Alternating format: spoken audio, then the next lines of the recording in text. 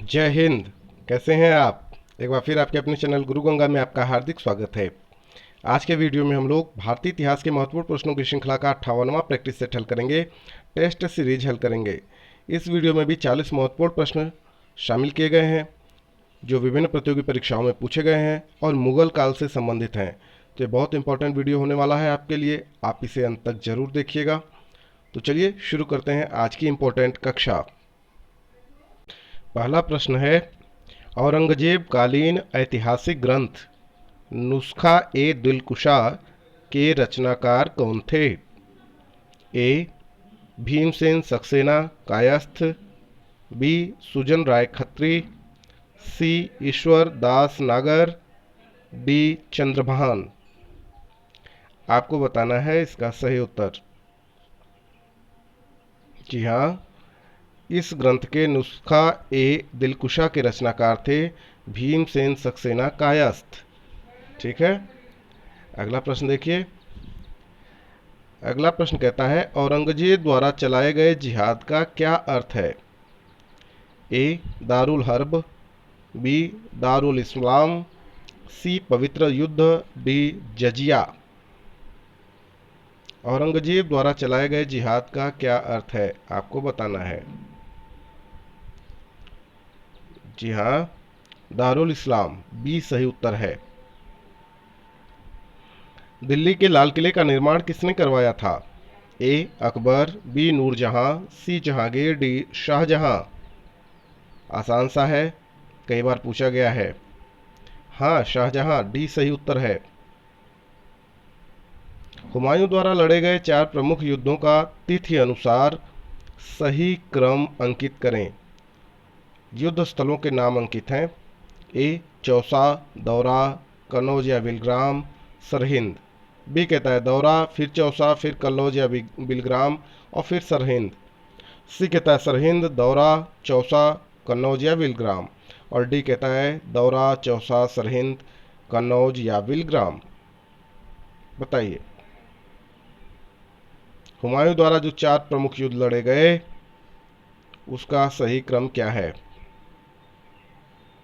हाँ, दौरा पहले, दौरा का युद्ध, फिर चौसा का युद्ध, फिर कन्नौज या बिलग्राम का युद्ध, फिर सरहिंद का युद्ध। बी सही उत्तर है। निम्नलिखित में से किस इतिहासकार ने शाहजहां के शासनकाल को मुगल काल का स्वर्ण युग कहा है? कई बार पूछा गया प्रश्न, ये भी है, बहुत इंपॉर्टेंट है। यूपीएससी, यूपीपीएससी, सीपीएससी, है ना, और इस तरीके की बहुत सारी प्रतियोगी परीक्षाओं में पूछा गया है। मुगल काल का स्वर्ण युग किसके शासनकाल को कहा गया? शाहजहां के शासनकाल को कहा गया। किसने कहा? A V A Smith, B J N Sarkar, C A L Srivastava और डी इनमें से कोई नहीं। ए एल श्रीवास्तव ने कहा, सी सही उत्तर है। किसने पटना को प्रांतीय राजधानी बनाया था? ए शेरशाह ने, बी अलाउद्दीन हुसैन शाह ने, सी इब्राहिम लोदी ने, डी शहजादा अजीम ने। तो पटना को प्रांतीय राजधानी बनाया था शेरशाह ने। मयूर सिंहासन, जिसको तख्ते ताउस भी कहा जाता है, उस पर बैठने वाला अंतिम मुगल बादशाह कौन था? ए शाह आलम प्रथम, बी मोहम्मद शाह रंगीला, सी बहादुर शाह और डी जहांदार शाह। बताइए सही उत्तर क्या होगा? मोहम्मद शाह रंगीला, बी सही उत्तर है। पानीपत के युद्ध में बाबर की जीत का प्रमुख कारण क्या था? ए उसकी घुड़सवार सेना, बी उसकी सैन्य कुशलता, सी तुलगमा प्रथा और डी अफगानों की आपसी फूट। जी हाँ, उसकी सैन्य कुशलता, बी सही है। जाप्ती प्रणाली किसकी उपज थी? Very important. A Ghiyasuddin Tughlaq, B Sikandar Lodi, C Sher Shah और डी अकबर। जाप्ती प्रणाली किसकी उपज थी? शेरशाह, बिल्कुल सही उत्तर है। जवाबित का संबंध किससे था? ए राज्य कानून से, बी मनसब प्रणाली को नियंत्रित करने वाले कानून से, सी टकसाल से संबंधित कानून से और डी कृषि संबंधी कानून से। जवाबित का संबंध किससे था मुगल काल में? जी हाँ, राज्य कानून से था, ए सही उत्तर है। ईरान के शाह और मुगल शासकों के बीच झगड़े की जड़ क्या थी?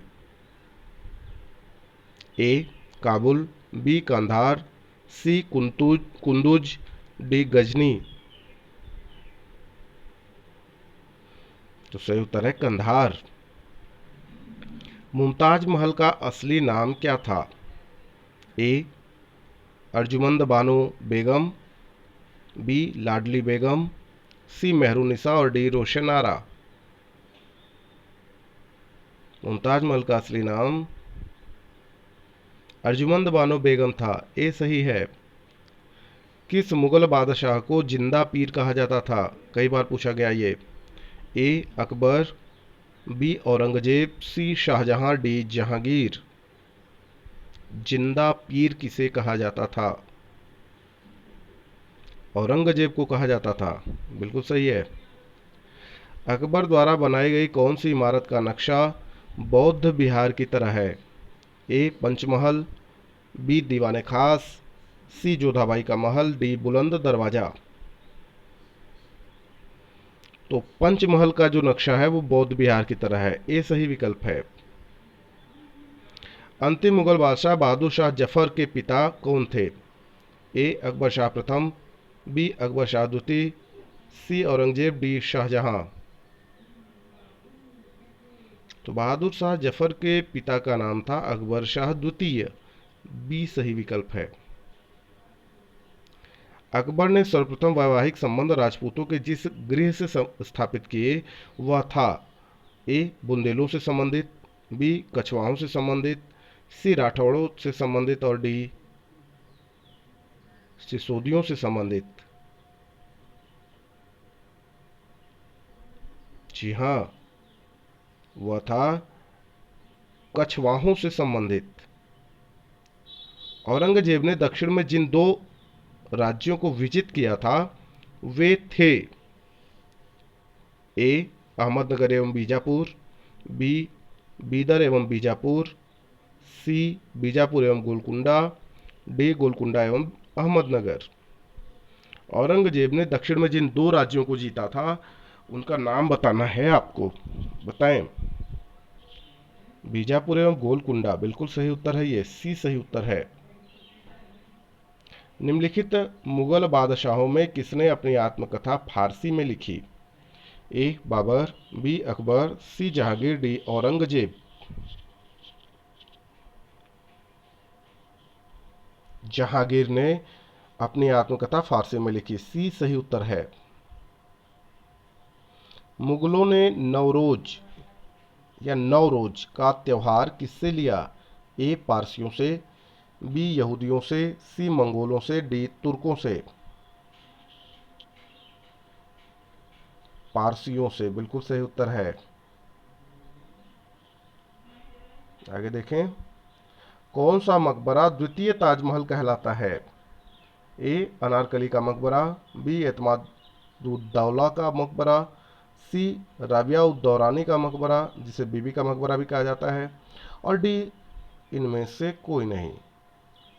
कौन सा मकबरा द्वितीय ताजमहल कहलाता है? राबिया उद दौरानी का मकबरा या बीबी का मकबरा जिसको आप कहते हैं वह द्वितीय ताजमहल कहलाता है, ठीक ना। आगे देखिए, किस बादशाह के अंतर्गत मुगल सेना में सर्वाधिक हिंदू सेनापति थे? ए हुमायूं, बी अकबर, सी जहांगीर, डी औरंगजेब। तो सही उत्तर है औरंगजेब, डी सही उत्तर है। किस इतिहासकार ने अकबर द्वारा प्रतिपादित दीन इलाही को एक धर्म कहा? अबुल फजल, अब्दुल कादिर बदायूनी, निजामुद्दीन अहमद, डी इनमें से कोई नहीं। किसने अकबर द्वारा प्रतिपादित दीन इलाही को एक धर्म कहा? अबुल फजल ने, ए सही विकल्प है। अनवार ए सुहेली ग्रंथ किसका अनुवाद है? ए पंचतंत्र का, बी महाभारत का, सी रामायण का, डी सूर सागर का। अनवार ए सुहेली यह जो ग्रंथ है ये अनुवादित है किसका अनुवाद है? पंचतंत्र का, ए सही विकल्प है। जहांगीर के दरबार में पक्षियों का सबसे बड़ा चित्रकार कौन था?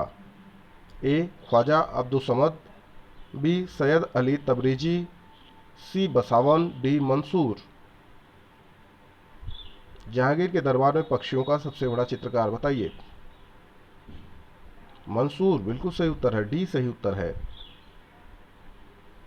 निम्नलिखित में से किसने मुगल काल में ऐतिहासिक विवरण लिखा? ए गुलबदन बेगम, बी नूरजहां बेगम, सी जहां आरा बेगम, डी जेबुन्निसा बेगम।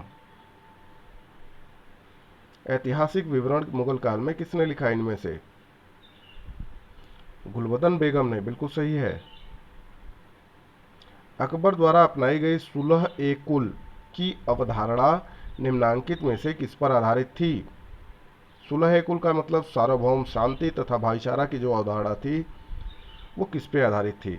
ए राजनीतिक उदारता पे, बी धार्मिक सहनशीलता पे, सी उदारवादी सांस्कृतिक दृष्टिकोण पे और डी उपर्युक्त सभी।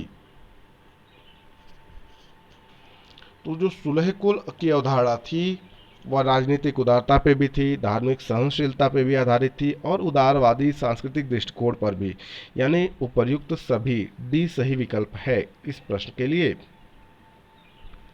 प्रसिद्ध संगीतज्ञ तानसेन का मकबरा कहाँ स्थित है?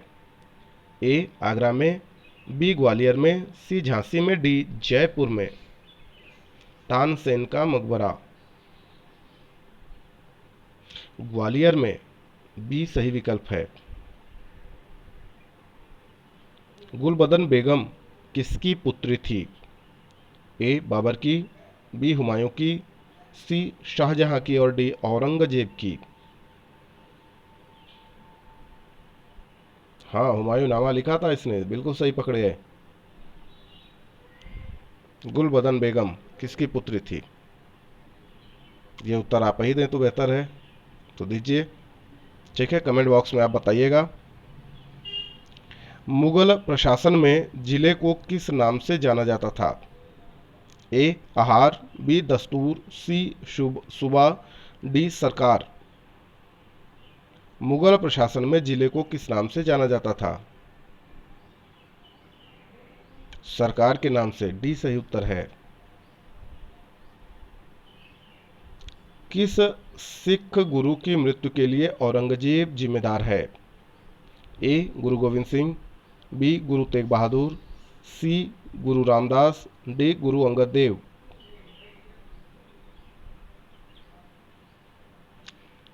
जी हाँ, सही विकल्प है गुरु तेग बहादुर। इनकी मृत्यु के लिए औरंगजेब उत्तरदायी था। भारत का मुगल शासक बनने पर जहीरुद्दीन मोहम्मद ने अपना नाम क्या रखा? ए बाबर, बी हुमायूं, सी जहांगीर, डी बहादुर शाह।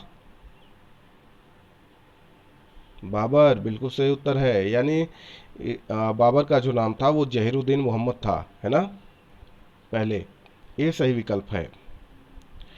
अकबर के काल में महाभारत की फारसी अनुवाद जिसके निर्देशन में हुआ वह है? ए उत्पी, बी नाजरी, सी अबुल फजल, डी फैजी। तो अकबर के काल में महाभारत का जो फारसी अनुवाद हुआ था वह फैजी के निर्देशन में हुआ था, डी सही विकल्प है। दिल्ली के प्रसिद्ध जामा मस्जिद का निर्माण किसने कराया? ए हुमायूं ने, बी शाहजहां ने, सी अकबर ने, डी इब्राहिम लोदी ने। जी हाँ, जामा मस्जिद का निर्माण दिल्ली का कराया था शाहजहां ने, बी सही विकल्प है। निम्न मुसलमान विद्वानों में से हिंदी साहित्य के लिए किसका सबसे महत्वपूर्ण योगदान है? ए अबुल फजल, बी फैजी, सी अब्दुल रहीम खान खाना और डी अब्दुल कादिर बदायूनी। तो हिंदी साहित्य के लिए सबसे ज्यादा योगदान जिन्होंने दिया उनका नाम है अब्दुल रहीम खान खाना, जिनका नाम रहीम भी है ना, रहीम के नाम से जिनको आप जानते हैं, प्रचलित हैं, चर्चित हैं, प्रख्यात विख्यात हैं। निम्न तथ्यों में कौन तथ्य ऐसा है जो अकबर को राष्ट्रीय सम्राट सिद्ध करने में सहायक नहीं है? सहायक नहीं है, ये बताना है। ए, अकबर ने इस्लाम धर्म को त्याग दिया। बी, प्रशासकीय एकता और कानूनों की एकरूपता। सी, अकबर द्वारा सांस्कृतिक एकता का प्रयत्न। और डी, अकबर की धार्मिक नीति। ऐसा कौन सा तथ्य है जो अकबर को राष्ट्रीय सम्राट सिद्ध करने में सहायक नहीं है? हाँ, अकबर ने इस्लाम धर्म को त्याग दिया, यह तथ्य है ना, ए सही विकल्प है। अकबर द्वारा बनाई गई श्रेष्ठतम इमारतें कहाँ पाई जाती हैं? ए, आगरा के किले में। बी, लाहौर के किले में। सी, प्रयागराज के किले में। और डी, फतेहपुर सीकरी में। तो अकबर द्वारा बनाई गई जो श्रेष्ठतम इमारतें हैं वो फतेहपुर सीकरी में पाई जाती हैं, डी सही विकल्प है। हल्दी घाटी युद्ध जो 1576 में हुआ था, उसके पीछे अकबर का मुख्य उद्देश्य क्या था? ए, महाराणा प्रताप को अपने अधीन लाना। बी, राजपूतों में फूट डालना। सी, मान सिंह की भावना को संतुष्ट करना। और डी, साम्राज्यवादी नीति।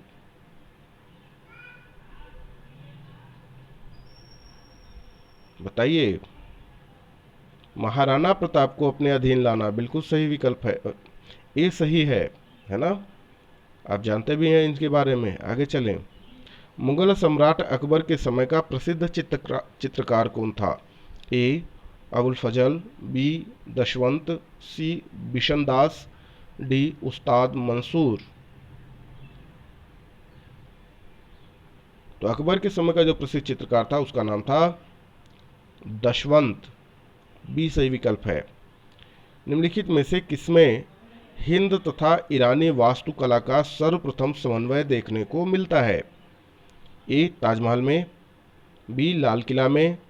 सी, पंचमहल में। डी, शेर शाह के मकबरे में। हिंद तथा ईरानी वास्तुकला का सर्वप्रथम समन्वय कहाँ देखने को मिलता है? शेर शाह के मकबरे में, डी सही विकल्प है। शेर शाह के बचपन का क्या नाम था? ए, फरीद खां। बी, हसन खां। सी, हुसैन खां। डी, बहार खां।